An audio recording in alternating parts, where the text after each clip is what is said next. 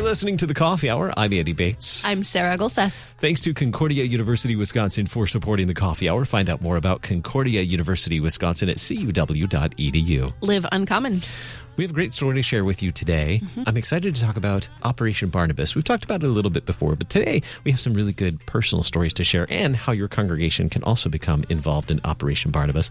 Joining us today, Jill Tendler. She's a member of St. Mark's Lutheran Church in Eureka, Missouri, and also the leader of Operation Barnabas at our congregation. And I say our congregation because that's also my congregation too. Jill, welcome to the Coffee Hour. Thank you. I'm happy to be here.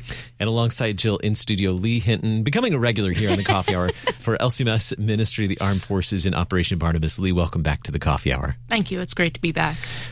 We should just have a seat reserved for Lee. Yeah, here in the studio. I'm thinking a series starting with Lee this year. Yeah. Ooh, that's a fun idea. Hey, that might be a great idea. So Operation Barnabas is a wonderful way to serve those who serve and care for us, who serve and protect us. Operation Barnabas has been, Lee, how long has Operation Barnabas been going? It was started in 2007. Okay. So for a good little while now. Yes.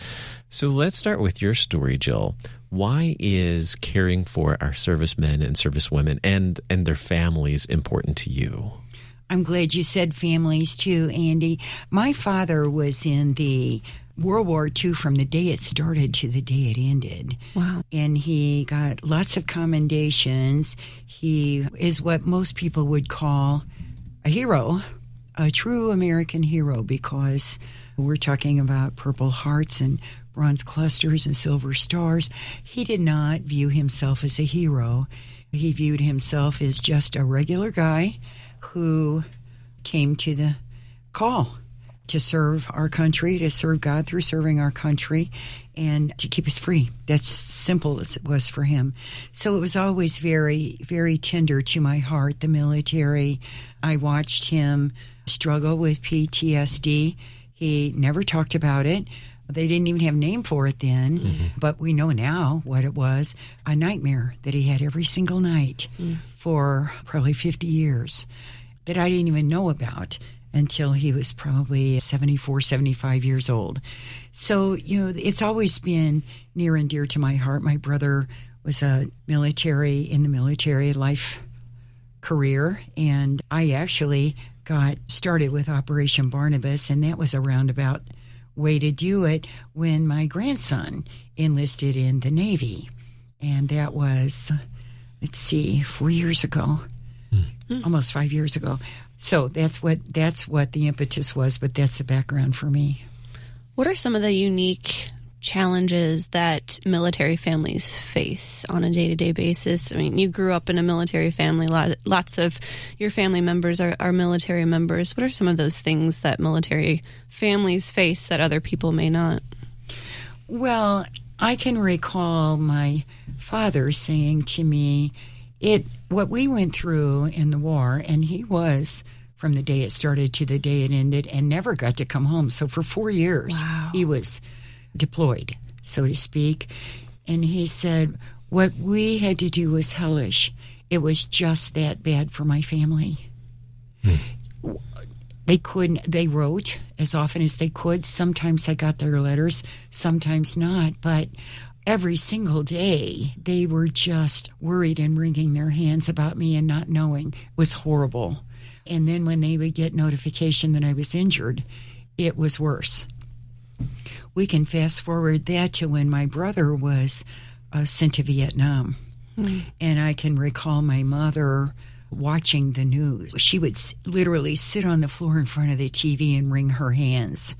And I guess in our innocence, we thought maybe we would see him. But it was, it's stressful, especially in times of war and deployment. But even not so, even when, my dad used to say, just because you're not deployed in a war, just because you're not shooting a gun, it doesn't mean you're not serving. Everybody who's in the military is making a sacrifice. They're giving up whatever their hitch, he called it, is, 2 years, 4 years of their life. Even if they choose to make it a career, then they can have their families with them, but they're away from their families, and their families miss them and need them. Andy, we have a member at St. Mark's who's been an active Air Force Reserve. He has a great career in his civilian life, but when he's deployed, he doesn't get that salary that he makes at home. His family is doing without him. He's got young children. His wife's doing without that support, and it affects them emotionally, affects them financially. So there are lots of ways that we can encourage them and support them. And I'm not just talking about throwing money at it. I personally feel like the most we can do, and quite frankly, it just bothers me a great deal when people say, well, all we can do is pray. And they say it that way, and I think, no, the most you can do is pray.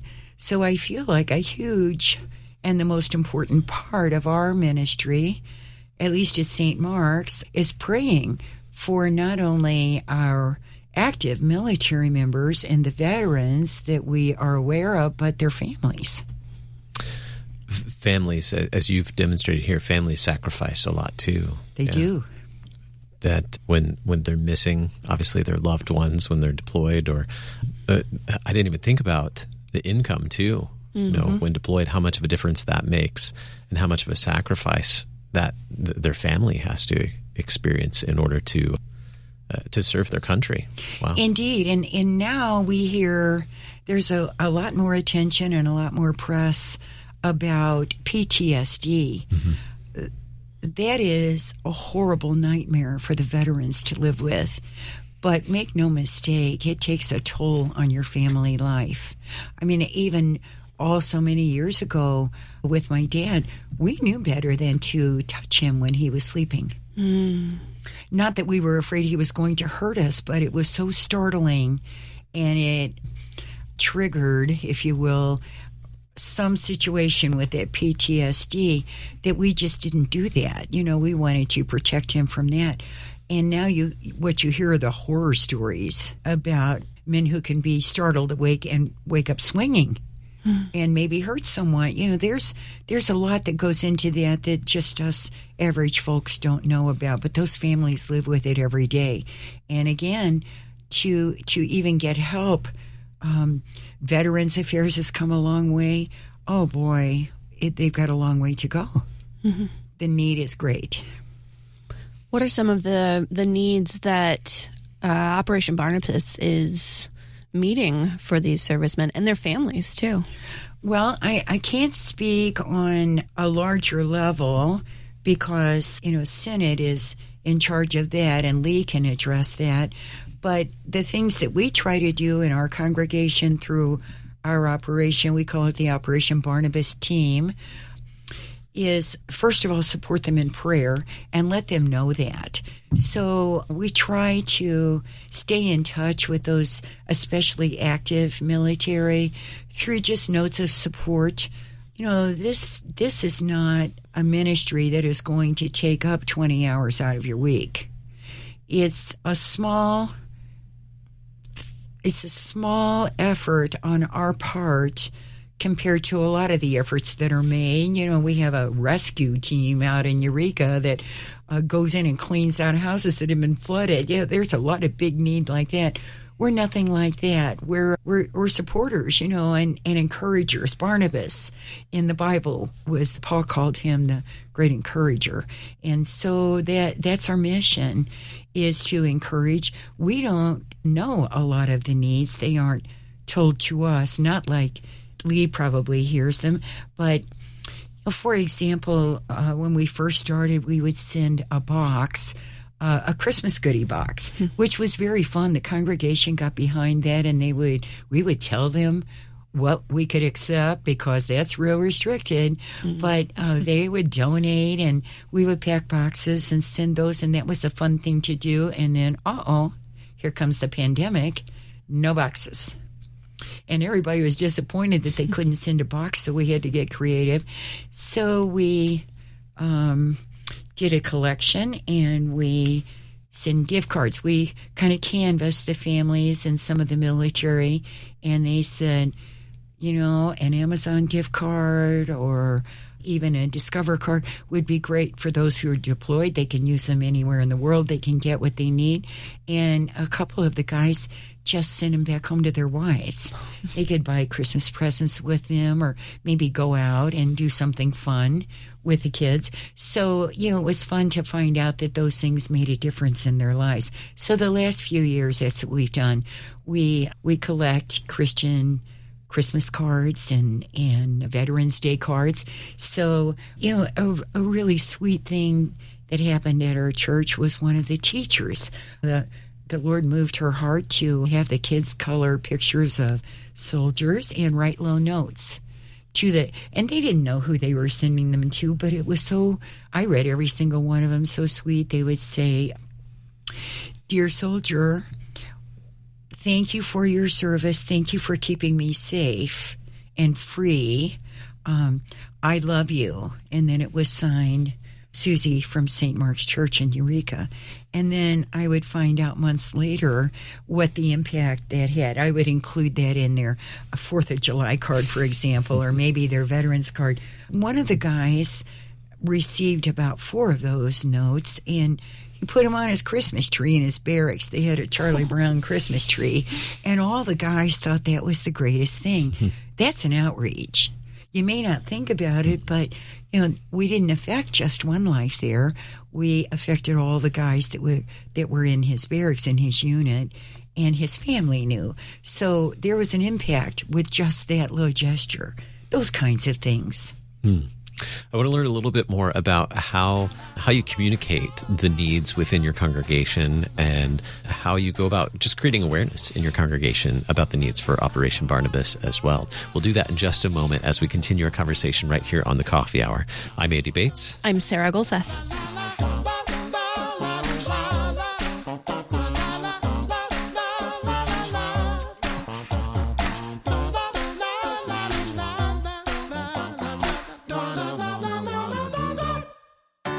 At Concordia University, Wisconsin, we believe you were created for a reason: to use your God-given gifts to help others, to live a life of self-sacrifice in a me-first world, to live a life that's uncommon. Whether you're taking one of 50-plus online programs or learning with us in person on the shores of Lake Michigan, you'll be equipped to make an uncommon impact. Learn more at cuw.edu. Concordia University, Wisconsin.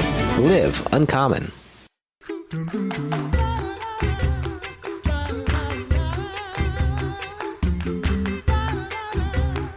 Welcome back to the Coffee Hour. I'm Andy Bates. I'm Sarah Golseth. Today we're learning about the very personal story of Operation Barnabas right here in our own neighborhood at St. Mark's Lutheran Church in Eureka. Our guest today, Jill Tendler, and alongside her, Lee Hinton from LCMS Ministry to the Armed Forces in Operation Barnabas. Jill, you were sharing with us how Operation Barnabas has a place in your heart because of your family's background in the military and what that means for you and your congregation and gathering arms with members of your congregation to support those who are serving and protecting our country through cards and gifts, sending encouragement to those who are serving and also praying for them as well, and encouraging your congregation to pray for them as well. How do you go about communicating the needs to your congregation? You mentioned your small but effective team that does the work of Operation Barnabas in our congregation. How do you go about communicating to the congregation? I know you make announcements, but we also have a board with the list. Tell us a little bit about that. Well, we do have a board with picture of our active military, kind of like a little honor board that people can, and I see people stopping and looking at that. I have a Folgers coffee can that I took apart, one of the flyers from Synod, the Operation Barnabas flyer, and created a Barnabas bucket. So I have a flag poked in it where people can make donations, just free will offerings as the Spirit moves them. And then I try to keep that front and center. Sometimes I have to hunt it down, but I try to get it back out there. So we do what we can to keep those thoughts active in people's minds. It just takes one person with a little spark for a cause that's close to their heart to get things rolling. And I did that at St. Mark's by sharing, when I decided that this was the way for us to go to serve military, I did it by sharing my dad's Bible, because when he was enlisted in the war effort, his church gave him a Bible, a little pocket Bible with a zipper that he carried in his uniform right over his heart. And so he was grievously injured twice. And the last time that he was injured so badly, he was in the hospital, and an orderly came up to him and handed him this mutilated booklet, looked like, and he said, ask him, is your name Merritt Hensley? And he said, yes. And he said, I think you're going to want this back. It saved your life. And it was my dad's Bible that his little church had given him. And in it was embedded a triangular piece of shrapnel that was large enough to kill him, to go straight into his heart. The point of the shrapnel was headed right toward his heart, and the Bible stopped it. And he said, I think this probably saved your life. And Daddy looked at that book and said, in more ways than you'll ever know. And that did it. Once I shared on our overhead screen a great big picture of that mutilated Bible and told them Daddy's story, now I'm going to cry. I'm sorry. It can't help but move your heart. And he kept it all those years, so that here we are, so many years later, almost 80 years later. Wow, yeah. We have that Bible. And I gave it to my grandson when he graduated from boot camp and told him the story of that Bible. And I said, anytime you're bored or are scared spitless, pull this out and take a look, And so we can fast forward that to just this past Veterans Day at St. Mark's, where I try to speak to the congregation on Veterans Day just to keep our name and my face, my nagging face, in front of them, because I'll say to the congregation, I'm here to beg for Barnabas bucks, and I'm not too proud to beg. So this year we decided that we would send all of our active members, military members, a pocket Bible with a zipper. And we would inscribe it from the military ministry, Operation Barnabas, at St. Mark's Church. And that way they would have that Bible for the rest of their lives. And it would be a connection to our church, not only during their military service, but also forever. I mean, I could so see a guy pulling that out for his Saturday morning Bible study, that was handy. And so that's our goal. And we even enlisted our active military member of Barnabas. He has a son who's in our school, and he will stand at the door with his dad's camo shirt, the sleeves rolled up, and his dad's hat. And people will put their money in his hat. I call him my secret weapon, because we can get the Barnabas bucks with him helping us. What an amazing story of your dad, and just the impact that makes on other people, to see the need and to see the amazing difference that can make to support our servicemen and women, especially with things like prayer and Bibles, just reminding them of who they are in Christ as well. That's really incredible. Lee, how do these things make a difference? How do you see them making a difference for servicemen and women? These small or big acts of kindness and generosity, how do you see that making a difference for families? I think it all comes down to the feeling of connectedness. In the military, me as a former military member, you have that connectedness with your community, but once you leave the military, then that kind of goes away. I know there's a survey that they do every year. It's called the Blue Star Families Military Lifestyle Survey. And just from the last one, they said that only 33% of military individuals feel connected to their local community. Wow. So that was a eye-opening statistic for me.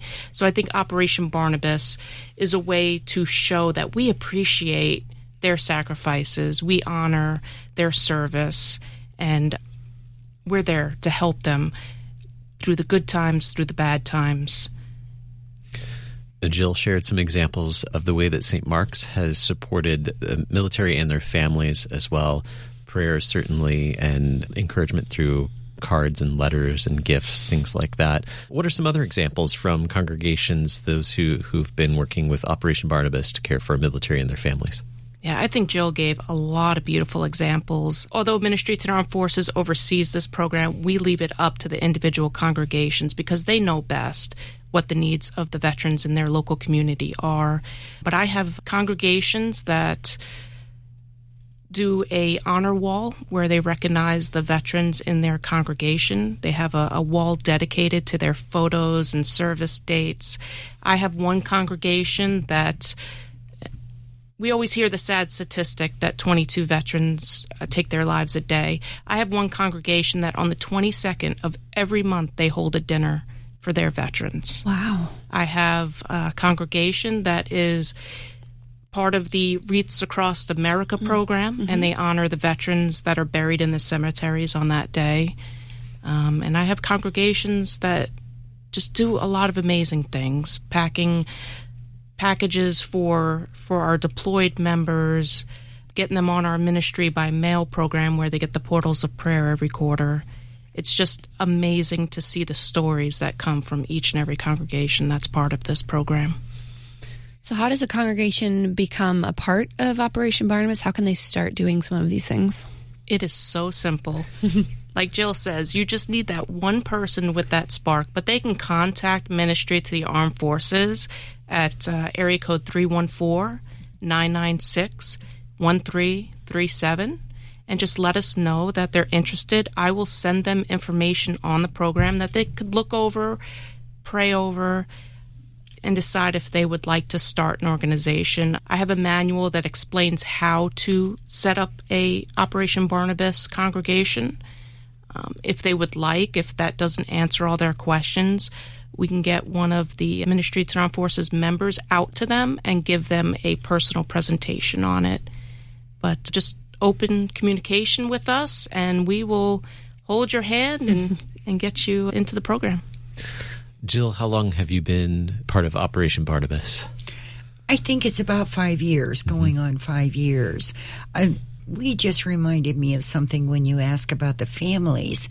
There is a booklet, a prayer booklet for the family that Synod provides, that our military ministry does, that I just sent out to a mother whose son had enlisted and was leaving for boot camp. And I got feedback that she accepted it with tears. She was so happy to have that, and it was so helpful to her.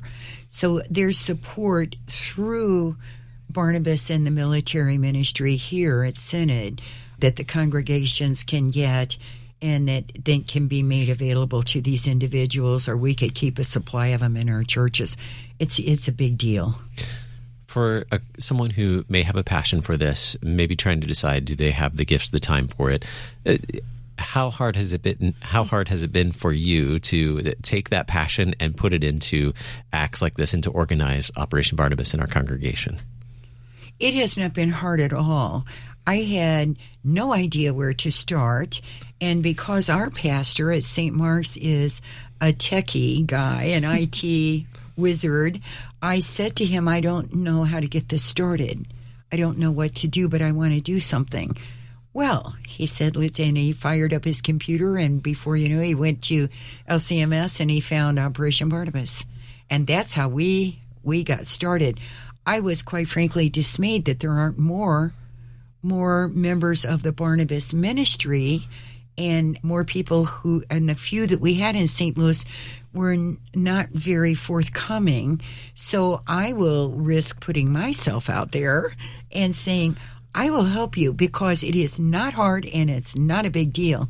The ministry is not time-consuming, and it's amazing. Who doesn't love veterans? Who doesn't really want to support them, even if it's going up to one you see in McDonald's and thanking them for their service? So any small thing we can do, I think your congregation will get right on board with you. So it's not a difficult thing. Synod is so helpful, Lee, with all of the materials. I mean, there's even a little medallion you can put on your dog tag that identifies you as Lutheran. I wish I had a dog tag. So it's not hard. It's pretty simple. It just takes somebody who's not afraid to speak in front of their congregation, and really none of us should be. They're all brother and sisters. They're all supportive. So just get up there and tell them about it, and it'll get going. Very good. Lee, what's the way to find out about Operation Barnabas? Again, you gave us a phone number. Can we do that again? Yes, it's area code 314-996-1337. Well, thank you both for sharing your stories, for being on the Coffee Hour, being our guest today. Jill Tendler, thank you so much for being our guest. Oh, thanks for having me. And Lee Hinton, thank you so much for joining us today. Thank you. You've been listening to the Coffee Hour. I'm Andy Bates. I'm Sarah Golseth.